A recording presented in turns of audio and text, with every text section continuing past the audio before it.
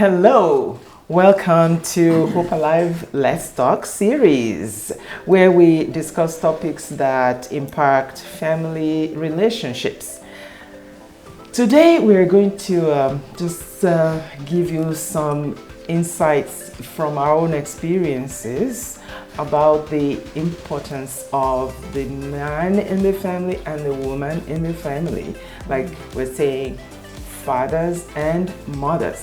How important are each of us within the family?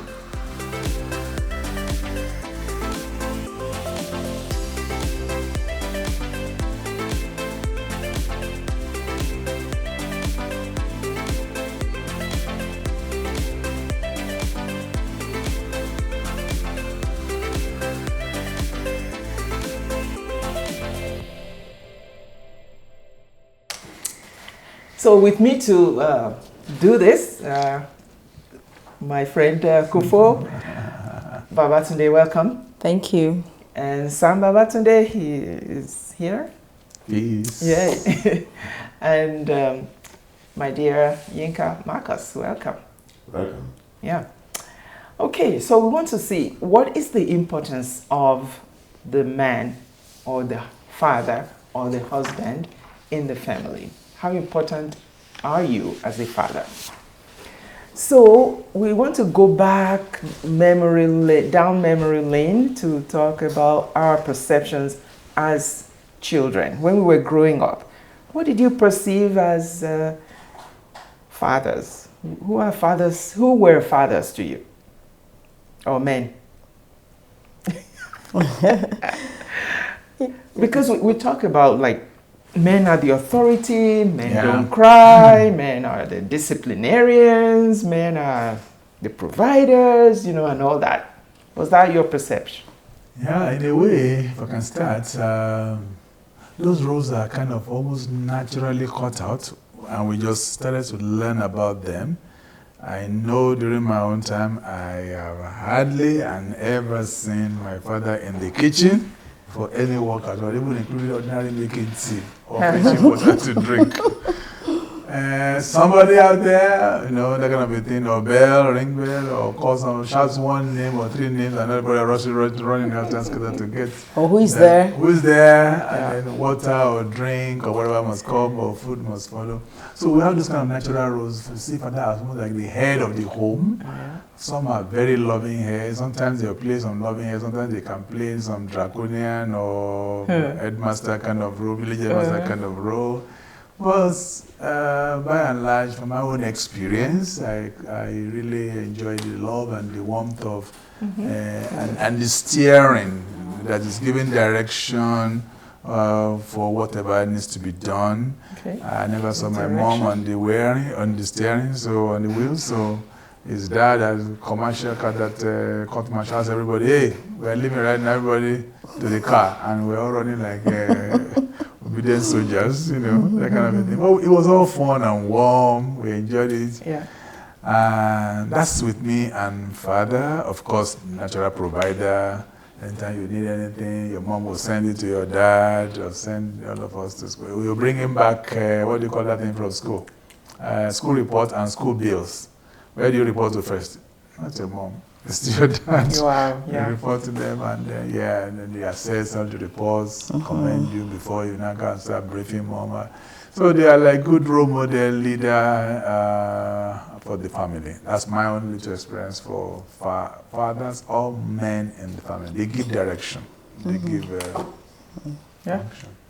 And mothers? Well, for mothers, I see my mom in the kitchen. Cooks. Others all over. She teaches us how to cook. That was my mom, right? And then I lost my mom when I was young. So my father kind of took over that role in a way. But basically, my mom is the one that chooses the clothes, the dresses we wear. She maybe registers us for some extracurricular things. She's not so much in the school, but some extra things like maybe going for singing or going to learn crafts or something like that. So I see her doing those little ad hoc things in the house. She's the one. I remember when we were small, when we were role playing. Most children want to play the role of dad because that is the one that is like that is the one giving instruction and the one in control. And the one that sits and just stretches his feet on the little stool or table and dishes out. So children like it. Where mom to be rolling around packing dishes and putting plates and all that. So that's what I saw my parents, do when I was growing up. Right. Yeah. Yeah. Yeah, certainly my father personified a provider in many different ways. He walked away from home sometime, but when he walked outside of the house. City, even the town we're living in. But when he comes back, he on his way back he's hunted some game for us to eat, and would carry his big gun. Ooh. He has a long gun, and so he was certainly a provider. I never saw him in the kitchen, but he certainly was a provider. Mom cooks and stuff, and mom was the provider, home provider, and also she was the chore person. She does all the chores in the house, or most of the thing in the house, right? So yeah, dad has an elevated position, but there was love between both of them. So the roles did not seem onerous. Onious.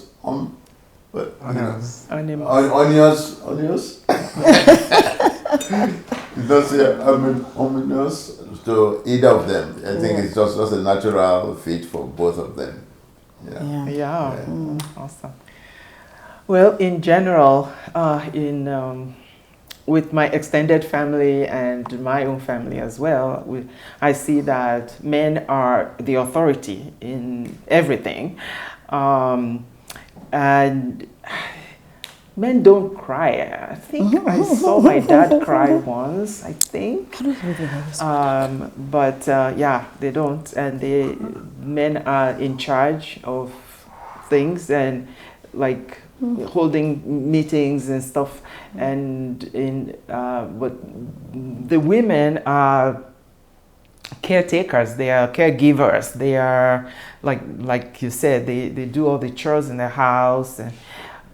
But our mother died when I was 5, so I didn't get to see all that happening. But I saw my dad do all the cooking, actually. Wow. He actually taught us how to cook. Wow. Yeah.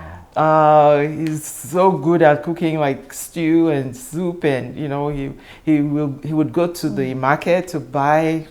He taught me how to buy stuff from the market, like the best meat in the market, and all that, and so he taught all of us. We actually took turns cooking. And I mean, probably that's because mom wasn't there, so he took on that role. But he did a good job of it because, yes, a lot of the things I know about cooking, he actually taught me. That's important what you said about dad taking over, because the dad or mom should be a parent. So if one is absent, the other one should not say, my role is just to go get the money and neglect everything else, right? And in some institutions, that's how children are parentified, right? Because like your dad, if he didn't do that, that means your older sister will have to be doing all of those kind of stuff, and she will lose part of her own childhood doing that. And that was something, and that's why. When I see men who don't cook, it's like, what is the problem?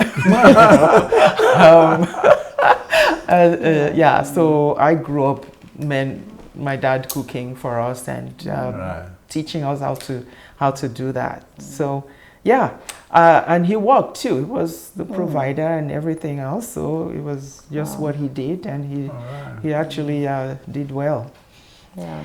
So okay, so let's look at our own transition. We all need to transition from, or we probably did transition from our childhood perceptions to our perceptions now.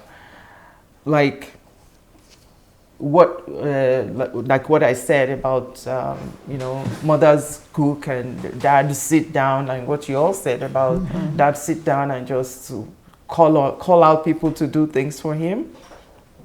How did you transition, and when, and what are you experiencing now? I want to say that my transition began a little bit before I got married, I would say. Like I said, my father, would play that role. And I think I know why, because when we're growing up, we had other people living with us. We had older cousins, mom's older nieces or nephews and all that. So while it looked as if mom was always in the kitchen, she wasn't 100% in the kitchen. She had all these other people helping as well, help us, doing the work. So I think that gave my father no room to actually come into the kitchen. But when my mom died, it's a different story. It began to play a little bit of a role like your dad did after you lost your mom, your mom, yes. And so he went into the kitchen and he would teach us how he wanted the food to be like. That was when I first realized that, he could even cook. I think he just took a back step because there was enough people in the kitchen. Mom was in charge and all that. So he started to teach us how to make, the best way to make things. And I think he was a better teacher because he was more patient. Sometimes moms are all over the place, and so they're not even patient enough to, it's like they don't have that time. Anyway, so I started to transition after my mom died. And then we had a stepmother who was the best stepmother I could ever ask for. So that's when I began to see that the role of the father is more than just providing, going out, stretching your legs on the table. You could also be a part of what is happening in the kitchen in a way to teach the children, because he started doing that with my stepmother. I think my stepmother was more open to dialogue, call everybody together. What are we doing here and all that. So that got me a transition. So when I got married, I expected that my husband should be by my side. He had the cooking skills, which he lost from the day we got married. And unfortunately, I didn't even know he had it. Yeah, I guess maybe he gave me room for the kitchen. But I wanted somebody beside me like I saw my dad did with his wife, who is my stepmom, to be, let's do it together. Even if you're not putting your hand in anything, but you're sitting together. But I think he got, he understood, he loved, I suppose, the stretching of legs on the table like the dad would do and call people to do it. And we are both firstborns too. So my transition was that let's do it together. That's in everything together, particularly the kitchen work. In a way, I have no problem with that. But if we cast our minds back right now, you mentioned how did we transit, right? Transition has to bear with also the conditions precedent at those times, right? And as we say, the only thing that is constant in life is change.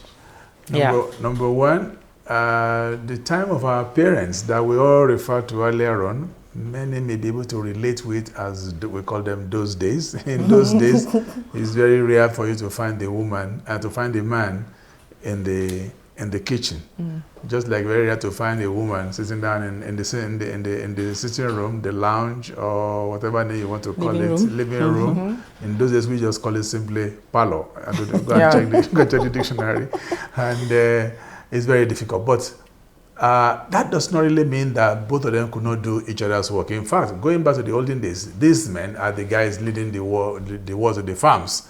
And they will do the warring job of the farm works, the harvest, the planting, the season, and the harvesting. And even they help to turn whether it is going to be pounded yam often or whatever you're going to do in the village. So men are also good at cooking. And exactly that's what's played out by the time it was my own time. Before I got married, I was a super cook because my mom taught me, and my siblings, we learned a lot. I know how to go to the market, come back, take time and cook and all soups and all kind of meals.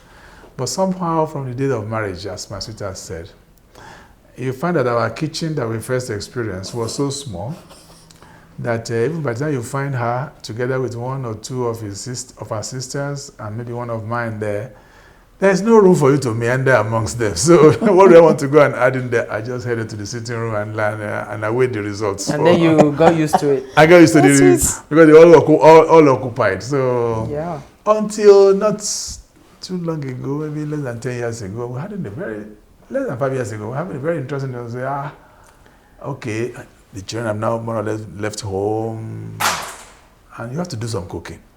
And it was becoming like I was finding it a bit reluctant to approach the kitchen. I began to wonder what is causing that. Little did I find out later that I've lost those skills somehow. And then she said, which skill did you ever have? I said, which skills don't I have? Don't you remember? I mean, I used the word remember. She said, she never saw me. And we cast back our mind. Indeed, she never really saw me. The last time I was a superstar in all this, it was up to the time I was in the youth service. But I have enough witnesses that she knows to confirm that they used to leave their own flats to come and join me when I was a youth couple in my own cocoon there out there in the BQ to enjoy my soups and my cooking. So, but she was never really part of it. So it's good to train both sides to prepare both men and women for the whole job. So I began to now repick my cooking skills back small. Again. Wow. From bread and egg, now making some stew back again. Transition? Transition. Yeah. But anyway, that's fun. Okay. Yeah. For me, like you said, now and when we grew up, it's like a generation gap. There's a lot of generation gap. Absolutely. You know? And the only way to transition is, number one, to follow some modern trends. You know, I remembered when the kids were young, you can give it, when you were babies, you can give a little bit of water, but they don't give water to babies these days. You know, and Just breast milk. you know, something like that, you know. So I transitioned by looking at the modern trends also. I kind of tend to read a lot, so I read about a few things, you know. And as I grew older, I learned that even my child is a human being, and they have their own preferences and stuff like that. And I can't be pushing things down their throat, as it were. I have to be a bit more understanding and compassionate. So that's how I kind of... Yeah. So your transition from your perspective about your father till now, it comes from raising your children in who you want them to see of you. And their humanity, right? Because you can't let somebody... I remember one time ago, it's like, you walk, you know, that boy, come, do this. You know, as soon as you get back, oh, go and do that. And now I begin to think, a child needs rest, right? You can't be saying, go wash the dishes, as soon as you finish, go do this, go do that, all day, especially if there are other kids around, right? And you're picking on one person. I think it was kind of not very good. Right. Yeah. Okay. So how did you transition from your perceptions about male and female importance in the family, or have you, or you're not willing to transition? Because there's the way to be willing, there's a way to make it work, there's a way to even want to change that perception. So if you believe that men are authority and they have to be in charge all the time, and you're still the same thing now, maybe we need to check that. Because yes, there are some things that men will do, as we say as Christians, that men are the head of the home, and that too will need a lot of discussion, and we need to really explain that and define what that means. Headship is not like you're an authority, your autonomy. It just means that your position that you are in God. So you are a head because you bring your children to God, you pray for them, you do all these things, you know, like draw them to God as much as possible. Be the Christ in their lives too. Be Christ-like rather in nature. That's what we believe as Christians. But if you are not a Christian, what do you believe in your faith? So like like my husband said, yeah, what is humanity? Every child, every mother, father, they're all human beings like you. So we want to treat each other like that. Like we're all human beings. Right. Now, so they say that mothers need to serve as bridge between the father and the children, and fathers also need to serve as bridge between the children and their mothers. What do you think about that statement? I think it is very apt in the sense that we need to have a good understanding of what family is all about. It's all around what I call love and unity. That is, people working together as a team. Now, if you allow too much of segregations or disenfranchisement of one side from the other, you might be building really enemy camps without knowing it. And one day they will soon begin to fight each other. So when the father takes some extra interest in ensuring that the children are in sync, in tandem with their moms, and their moms too take interest in children also being in sync with their father, we build unity. If you don't do that, God has blessed those children with sufficient and very fantastic sense of psychology. They can play the two of you against each other, and before you know it, you are not the one succumb to their own whims and caprices, instead of you to have taken the lead and blend them together. So two of them should be good bridges for the family to be one, and through unity, of course, love is established. Very, very easily established. So that's my take on this bridging work. That's great. So it's from what working Sam is saying, as a team. Yeah, is that the parents must present a united front before their children, right? So that they know that what you hear from dad is the same that you hear from mom, you know, and not vice versa. Yeah, and not opposite. and not a different opposites. view or different instruction. All the instructions are together. Then the children will, you know, will play, you know, with that and work well with that. They will respect the borders. Yeah, and respect it. And another thing that, you know, talking about how to build that bridge is that we, as parents, we have to, you know, whatever we do should be based on the individual differences of the children. We can't use one something fits all. One size. One size fits all One with all our criteria. children. They all have different presentations, different dispositions, different whatever individual makeup. Characteristics, So nature. we can't have favorites amongst our children that I prefer this one to that one. A child may be good in one thing and bad in another. That's that child. The other one, another thing. So we can't say because this one is good in this, so is my favorite child. And the other one, you know, everybody have their own differences. They have the good part of them, they have the bad, just like I do too as a mom and their dad have too. So we cannot afford to have favorites. And that's how we build the bridges. We have to connect, every child must be connected together. I mean, we have to connect the child with the parents, you know, father with children, mother with children, you know, no favorites. Every child is good in their own. The good, the bad, the ugly, that's what makes the relationship beautiful.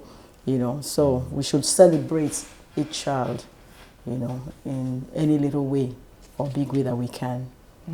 So, and that's the part of the support in the sense that if a child is doing something wrong and one parent is correcting the child and the child is not listening, it would be nice if the other parent support the parent that is saying it, because sometimes children will, part of the splitting is that dad would not say this to me, mom would say it, but dad doesn't like it. Am I making any sense? You know, so, but if they stay on the same page, right, and they support each other, because there are instances where the child is misbehaving and the dad has been warning the child, but the mom is not saying anything, and then the child takes a particular discipline which the mom doesn't like, and the mom then will flare up and say, why did you sanction him that way or sanction the child that way? Whereas if the mom had supported the child, I mean the parent, say, oh, don't you hear what your dad is saying? Get up from there.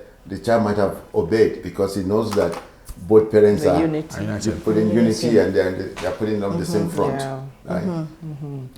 Yeah, so what we're saying then is that both parents need to know that they need to work that way. Absolutely. Yes, yes. And also be willing to do that, Yeah. because sometimes it's like, okay, if I believe that we need to wash the back of the cup or something, and my husband believes the inside is more important, and we need to reach an agreement of some sort where the child will not be confused, like, and then we're telling the child, wash that this way, and then the dad is telling the child, wash the other way.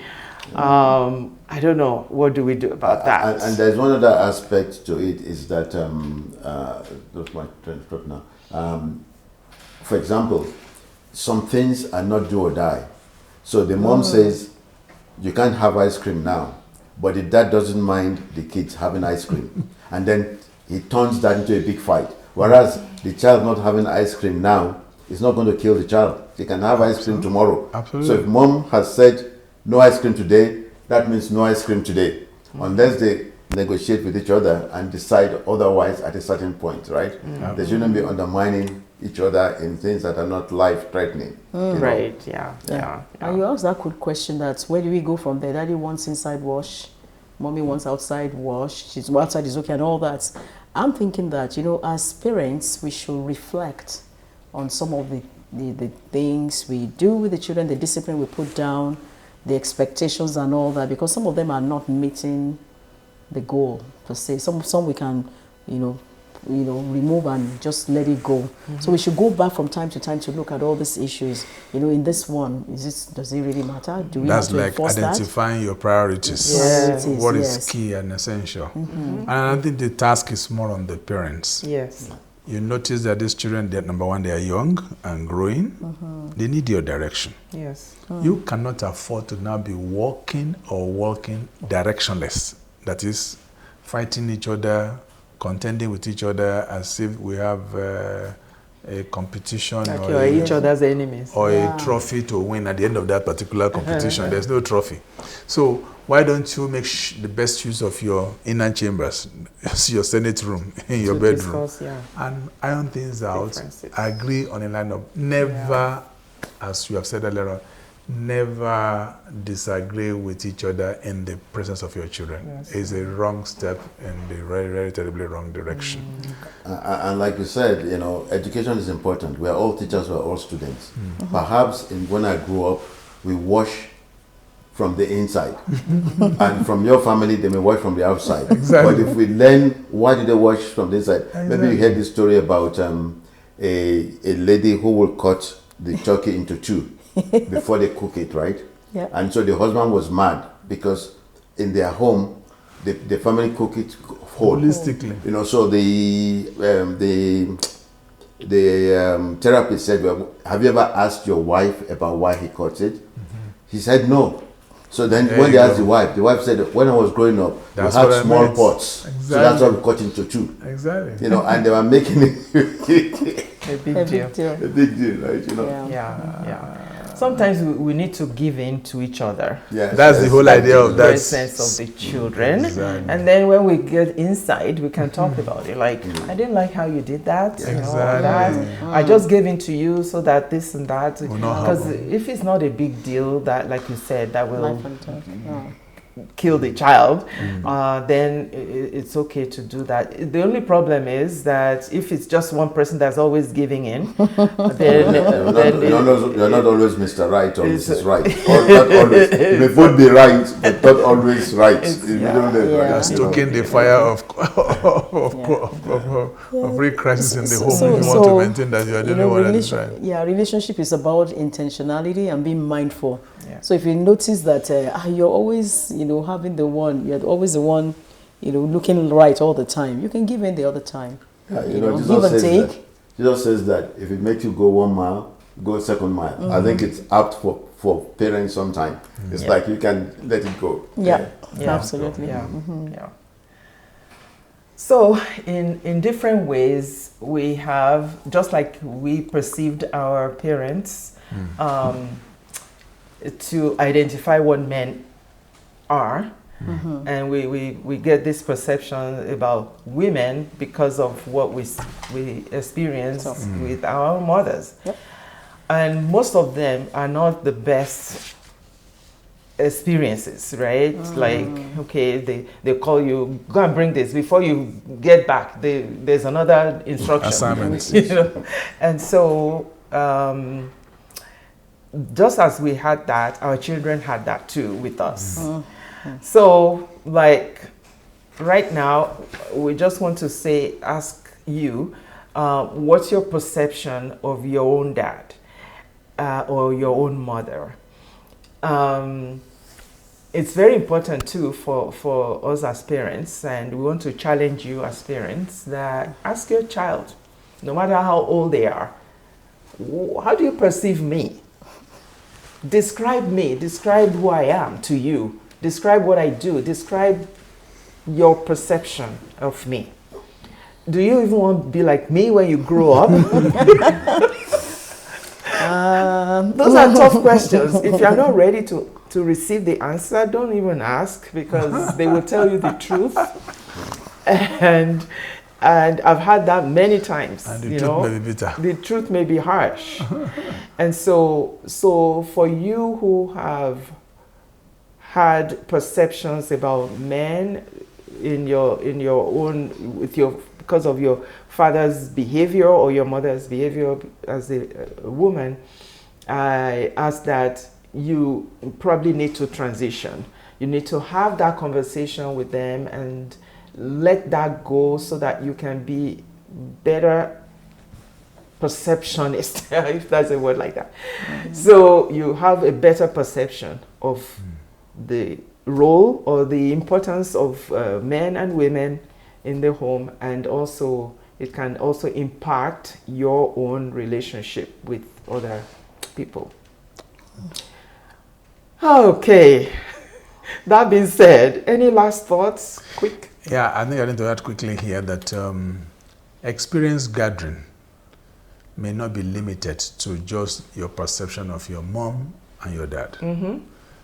Let us take you to the fact that the marketplace is available in terms of your schooling. When you are growing up, when you are passing through the school, you have some colleagues, some friends, mates that you met, some teachers, some headmasters, some principals. I don't know what name they use for them over here right now. Then you also have extended family members that you can learn from. You also have some environmental or social circle for friends, like if you are a believer in your faith group, you may have some good examples. So bottom line anyway is always that from all the sources available to you, please pick only the good and positive influences and let it shape you. As we always say, it's not what happens to you that matters. So even if your mom has been harsh or your dad has been too stringent with you, it does not mean that you now want to follow that same lead, but you can pick up some other essence. So you can learn from other sources around you beyond the perception you have of your mom and dad, and still make the most, if not the best, out of life for yourself. That supports the principle of what we call SWOT, SWOT, where S and W means strengths and weaknesses, which you can use from your inside.